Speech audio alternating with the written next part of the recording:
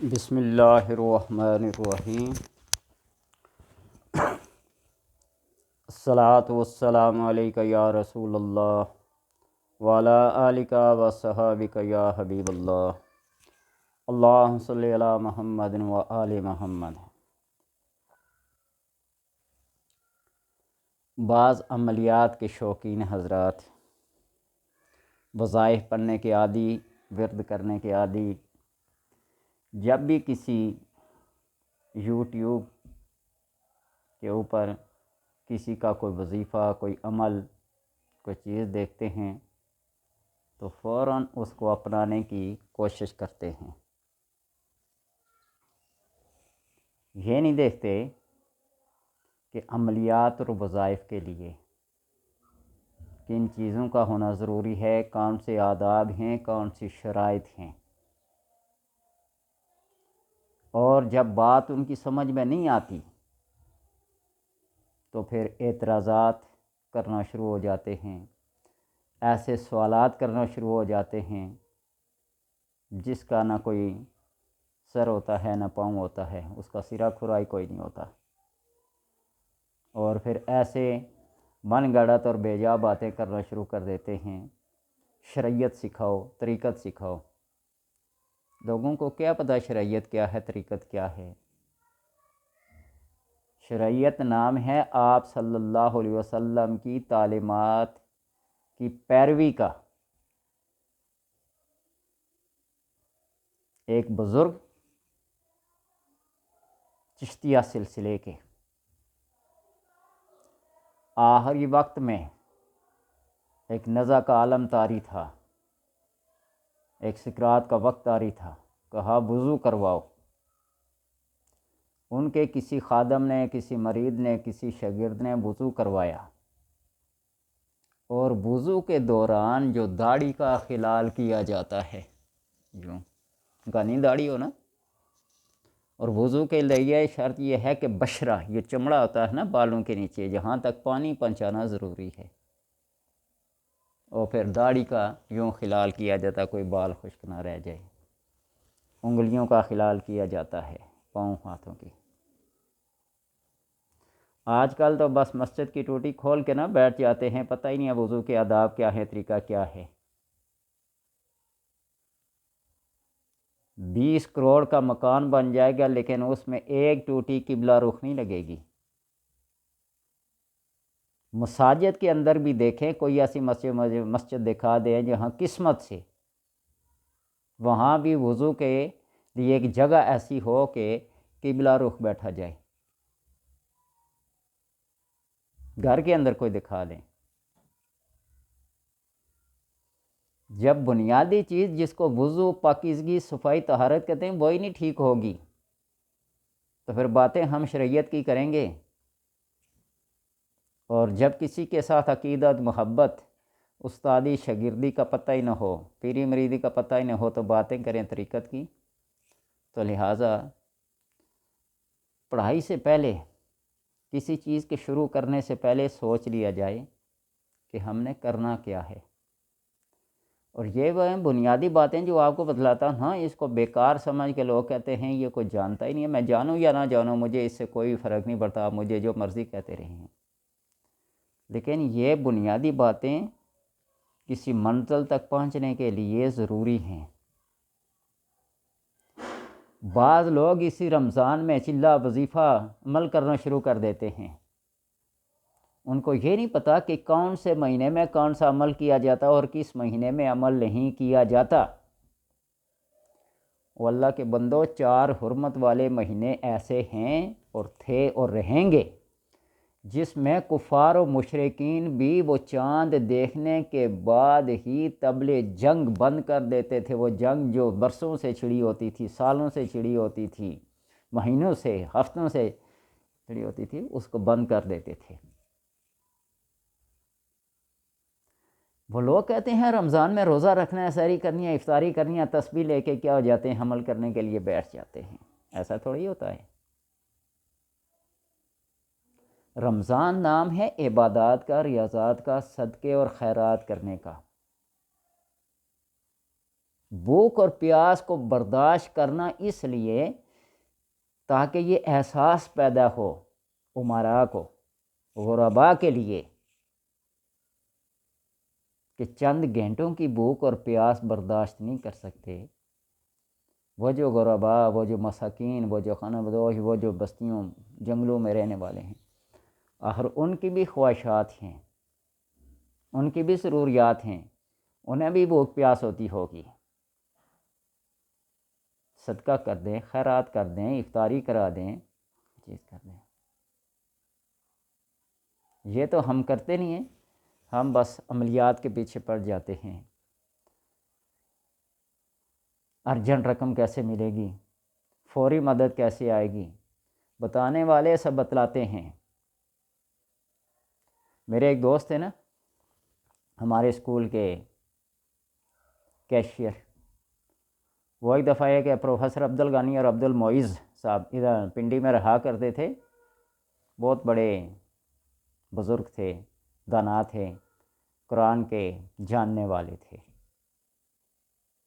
تو یہ جو عاملین حضرات لوح حمزات بنا دیتے ہیں، لوح مشتری بنا دیتے ہیں، لوح زحل بنا دیتے ہیں، یہ فلاں لوح ہوگی، فلاں لوح ہوگی، ہوتا کہ اتنا سارا تعویذ ہوتا ہے، کسی تانبے، کسی چاندی، کسی پتری پہ لکھا ہوتا ہے، سمجھ ہو یا نہ ہو، یہ وسعت رزق کے لیے ہے۔ ایک لوگے تو 10,000 قیمت ہے، دو لوگے تو اس کی قیمت ہے 2,000 کم کر کے 8,000 ہو جائے گی، یعنی دو لوگ ہیں تو 16,000 کی ہو جائے گی، دو لوگ۔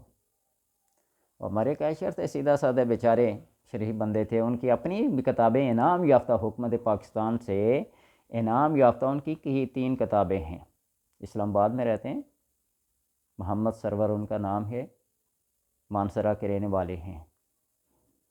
وہ مجھے کہنے لگے قاری صاحب چلو چلتے ہیں۔ میں نے کہا سرور صاحب بات یہ ہے کہ یہ وسعت رزق ان کے لیے ہے جنہوں نے یہ چیز بنائی ہے،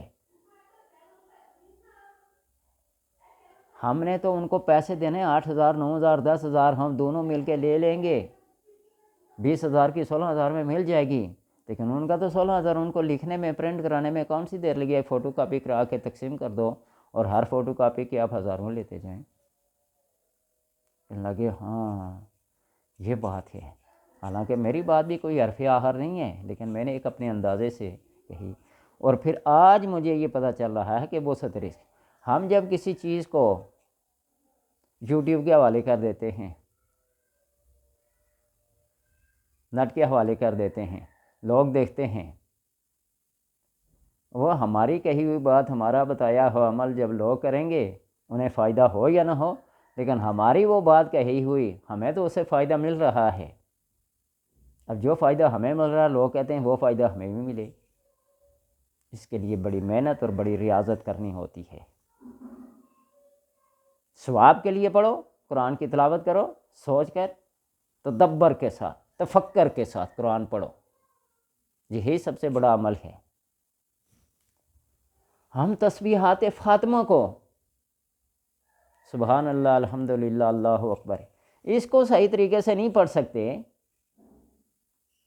ہم کہتے ہیں کہ تسبیح ہمارے ہاتھ میں آگے اور مشین لگ جائے، سپیڈ ایسی لگاتے ہیں کہ پتہ ہی نہیں چلتا کیا ادا کر رہے ہیں۔ میں کہتا ہوں کہ تسبیحات فاطمہ کو بندہ اپنا لے، دنیا کے کسی وظیفے کی ضرورت نہیں ہے۔ پتہ نا حضرت علی رضی اللہ تعالیٰ عنہ نے حضرت فاطمہ کو بھیجا، جاؤ کہ سنا ہے آپ صلی اللہ علیہ وسلم کے پاس کچھ غلام آئے ہیں، کوئی بکریاں آئی ہیں، کوئی جانور آئے ہیں، کچھ تمہاری خدمت کے لیے بھی وہ دے دیں گے۔ جب آ کے جا کے عرض کیا نا، تو آپ صلی اللہ علیہ وسلم نے فرمایا کہ میں تمہیں وہ چیز نہ سکھا دوں جو ان سب چیزوں سے بہتر ہے۔ سبحان اللہ، الحمدللہ، اللہ اکبر، واقعی اللہ اکبر، یہ باتیں سکھائیں، اتنی تعداد میں، اتنی مقدار میں، فلاں وقت میں، فلاں وقت میں اس کو پڑھنا ہے۔ حضرت فاطمہ رضی اللہ تعالیٰ عنہ گھر کے سارے کام اپنے ہاتھوں سے کرتی، چکی پیستی، کنویں سے پانی کھینچتی، چھالے پڑے ہوتے۔ اس کے بعد پھر حضرت فاطمہ رضی اللہ تعالیٰ عنہ کی چکی چلنے لگی، بس ہاتھ رکھنا ایک سبب، رسی کھینچنا، ہاتھ میں رسی کا ہونا ایک سبب، بس یہ تاثیر پیدا کرے نا۔ جنگ بدر میں اگر فرشتے نازل ہوئے تھے تو آج کیوں نہیں ہو رہے ہیں؟ اس وقت عربوں کے پاس کون سی ایٹمی پاور تھی، ایٹمی قوت تھی، ٹیکنالوجی تھی؟ پتھر تھے، تیر تھے، تلواریں تھیں، نیزے تھے، اپنی طاقت سے جو پھینک سکتا تھا مار سکتا مار۔ آج تو بس ایک بٹن دبانے کی دیر ہے، پوری دنیا نیست و نابود ہو جائے۔ کیوں مسلمان مار کھا رہے ہیں؟ کیوں وہ طریقے چھوڑ دیے؟ ہم شارٹ کٹ کے چکر میں پڑ گئے ہیں۔ ہم کہتے ہیں بس تسبیح گھمائی، بس بوری بھر کے ہمارے گھر میں ڈالر پہنچیں گے، اور لوگ ایسے ایسے ٹائٹل لگاتے ہیں، ایسے ایسے ہیڈنگ دیتے ہیں کہ بندہ اس کو دیکھے بغیر، کلک کیے بغیر رہ نہیں سکتا۔ اگر کسی کے پاس ایسا معجزہ، ایسی کرامت، ایسی شعبدہ بازی یا ایسی کوئی چیز ہے تو وہ اپنی ذات کے لیے، دوسروں کے لیے کیا ہے؟ اگر کوئی سجادہ نشین ہے، اور یہ بھی میں آپ کو بتاؤں کہ سجادہ سجانے کا حق اسے ہے جو کسی بد عقیدہ کو، کسی گمراہ کو، کسی بے راہ روی شکار بندے کو دیکھے تو وہ رائے راستے آ جائے، اس کی بد عقیدگی، اس کا کفر، اس کی گمراہی اس سے چھٹ جائے، دور ہو جائے۔ شیخ شہاب الدین سہروردی رحمۃ اللہ تعالیٰ کے چچا شیخ نجیب متوکل غوث پاک کی بارگاہ میں گئے نا، اور شہاب الدین سہروردی کے بارے میں فرمایا اس کے دل میں کچھ علم الکلام، کچھ حقائق، کچھ ایسی باتیں ہیں جو سیکھنا چاہتا ہے۔ غوث پاک نے ہاتھ رکھا نا تو سارے باطل عقائد، فاسد قسم کی باتیں، سوچیں، تصورات، خیالات سارے کیا کر دیے؟ خالی کر دیے۔ سجادے پہ بیٹھنے کا ایسے بندے کو حق ہے، ٹوپی کلا سجا کے، تسبیح ہاتھ میں لے کے، بڑا سا جبہ کبا پہن کے نہیں، اپنے کردار سے، اپنے عمل سے، اپنے اس عمل سے، یہ جو بڑا زیادہ عمل نہیں، جو بات سنی شرعیت کے مطابق اس کو کر دکھائی۔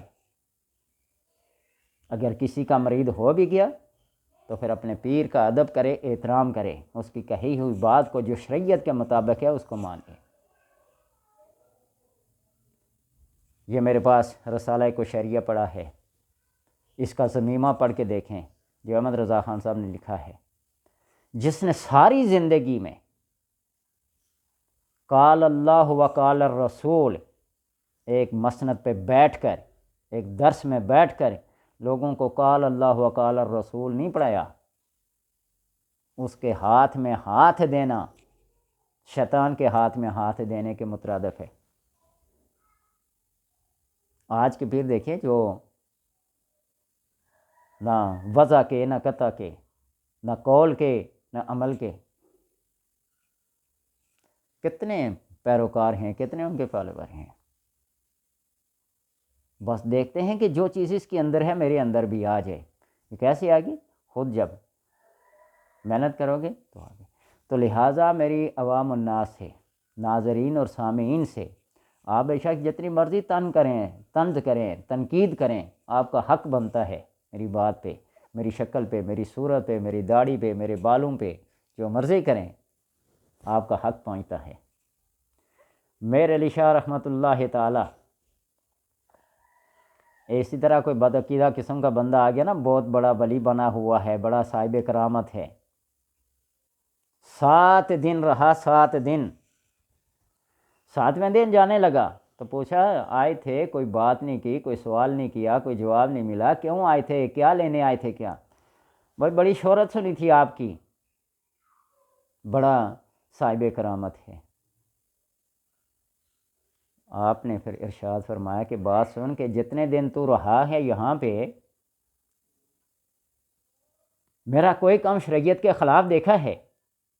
کھانا پینا، اٹھنا بیٹھنا، میل جول، ملاقاتی، آنے جانے، مہمانوں کو ڈیل کرنا، کوئی شرع کے خلاف دیکھا ہے؟ وہ کہنے لگا نہیں۔ تو پھر آپ نے فرمایا اس سے بڑی کرامت اور کیا ہو سکتی ہے؟ یہ استقامت ہے، اور الاستقامت خیر من الف کرامہ، استقامت جو ہے وہ 1000 کرامت سے بہتر ہے۔ کسی نے سوال کیا آپ کی مونچھیں بڑی ہوئی ہیں؟ میں ہاں یہ بات ہے، مجھے فرصت نہیں ملتی ہے اپنے علمی کاموں سے، اپنے ذکر و فکر سے۔ دعا کریں اللہ توفیق دے۔ قبلہ بابو جی صاحب رحمۃ اللہ تعالیٰ، ان سے کسی نے پوچھا شیطان کے بارے میں کیا رائے ہے، تو فرمایا کہ اگر رب نے یہ نہ فرمایا تھا کان من الکافرین تو ہم اس کو بھی کافر نہ کہتے۔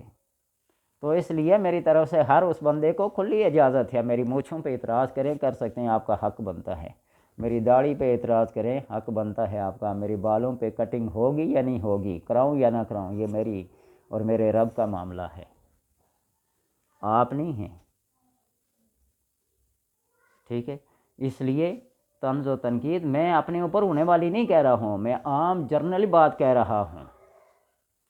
تو اس لیے اس بات کو اپنا لیں کہ وظائف و عملیات کرنے ہیں تو ان کا موسم دیکھ لیں، ان کا سیزن دیکھ لیں، ان کا وقت دیکھ لیں، ان کے مہینے، ان کے اوقات دیکھ لیں کہ کس وقت میں کرنے ہیں اور کس وقت میں نہیں کرنے ہیں، کون سے مہینے میں کرنے ہیں اور کون سے مہینے میں نہیں کرنے ہیں، اور ان کے شرائط و آداب کیا ہیں، کن چیزوں کا صدقہ کرنا ہے، کن کن چیزوں کو ڈالنا ہے۔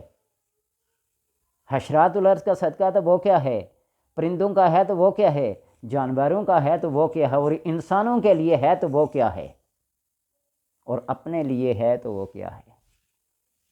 صرف تسبیح پکڑ کر سبحان اللہ سبحان اللہ سبحان اللہ سبحان اللہ کی رٹ لگانا ہی نہیں ہوتا، یہ سبحان اللہ کو بھی ایسے انداز میں کہیں کہ تو رب کو بھی سبحان اللہ کہنا پڑے کہ واقعی میرا بندہ سبحان اللہ مجھے پاک ذات سمجھ رہا ہے۔ رٹ لگانے سے، سپیڈ لگانے سے کچھ نہیں ہوگا۔ جس رب کو یاد کر رہے ہیں نا، 1000 دفعہ اگر تم کوئی کلام پڑھو، اس 1000 دفعہ سے بہتر ہے کہ ایک دفعہ دل کی اس گہرائی سے پڑھو کہ تمہیں 1000 مرتبہ پڑھنے کی نوبت ہی نہ آئے۔ غفلت میں نہیں، بیداری میں، ہوش و حواس میں، اور یہی وظائف کا۔ نفس کا جو دھوکہ ہوتا ہے، ویڈیو میری لمبی ہو جاتی ہے پھر کیا کروں، نفس کا جو دھوکہ ہے نا وہ شیطان کے دھوکے سے بڑا ہے۔ ایک بندہ تہجد کے وقت اٹھتا ہے، مسجد چلا جاتا ہے، پڑھ پڑھ کے جب تھک جاتا ہے ٹیک لگا کے اونگ رہا ہوتا ہے، اور پیچھے کسی بندے کی آہٹ محسوس ہوتی ہے، ایک دم ایکٹیو ہوتا ہے، چست ہو جاتا ہے۔ اس کا یہ مطلب ہے کہ تو نے وہ وظیفہ رب کے لیے نہیں کیا، اس بندے کے لیے کیا ہے جس کے بارے میں تمہاری یہ سوچ آئے گی ہے کہ یہ دیکھ کر مجھے کہے گا کہ اتنا غافل بندہ ٹیک لگا کے وظیفہ کر رہا ہے۔ تو جس شہنشاہ کے، جس خالق اور مالک کے سامنے وہ اونگ اونگ کے پڑھ رہا تھا، ٹیک لگا کے پڑھ رہا تھا، کیا اس کو وہ دھوکہ نہیں دے رہا ہے؟ اللہ دلوں کے بیدوں کو جانتا نہیں ہے؟ وہ علیم و بذات صدور نہیں ہے؟ وہ لطیف خبیر نہیں ہے؟ پھر ہمارے وظائف و عملیات کا کوئی فائدہ ہے؟ پھر آپ مجھے کہیں گے طریقت سکھا دیں یا شریعت سکھا دیں، پریشانیاں کیسے آتی ہیں، آسانیاں کیسے آتی ہیں، پریشانیوں کو دور کرنے کا حل کیا ہے؟ حل تو تمہارے اپنے پاس ہے۔ اپنے ساتھ مخلص ہو جاؤ، اپنے ساتھ۔ جب تک کوئی بندہ اپنے ساتھ مخلص نہیں ہوگا، وہ دوسرے کے ساتھ مخلص کیا ہوگا؟ اپنے ساتھ مخلص ہونا بہت ضروری ہے۔ اللہ تبارک و تعالیٰ سے دعا ہے کہ جو باتیں میں نے کی ہیں میرے لیے عمل کا باعث بنے، اور آپ اگر سنتے ہیں تو آپ کو اللہ توفیق دے کہ اس کے اوپر غور و فکر کریں۔ اللہ آپ کو علم و عمل کی توفیق دے۔